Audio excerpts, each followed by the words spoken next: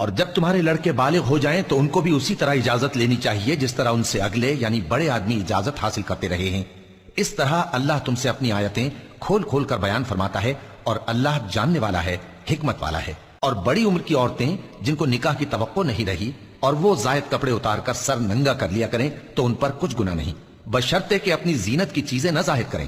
اور اگر اس سے بھی بچیں تو یہ ان کے حق میں بہتر ہے، اور اللہ سنتا ہے، جانتا ہے۔ نہ تو اندھے پر کچھ گناہ ہے اور نہ لنگڑے پر اور نہ بیمار پر اور نہ خود تم پر کہ اپنے گھروں سے کھانا کھاؤ، یا اپنے باپ دادا کے گھروں سے، یا اپنی ماؤں کے گھروں سے، یا بھائیوں کے گھروں سے، یا اپنی بہنوں کے گھروں سے، یا اپنے چچاؤں کے گھروں سے، یا اپنی پھوپھیوں کے گھروں سے، یا اپنے ماموؤں کے گھروں سے، یا اپنی خالاؤں کے گھروں سے، یا اس گھر سے جس کی کنجیاں تمہارے ہاتھ میں ہوں، یا اپنے دوستوں کے گھروں سے۔ اور اس کا بھی تم پر کچھ گناہ نہیں کہ سب مل کر کھانا کھاؤ یا جدا جدا۔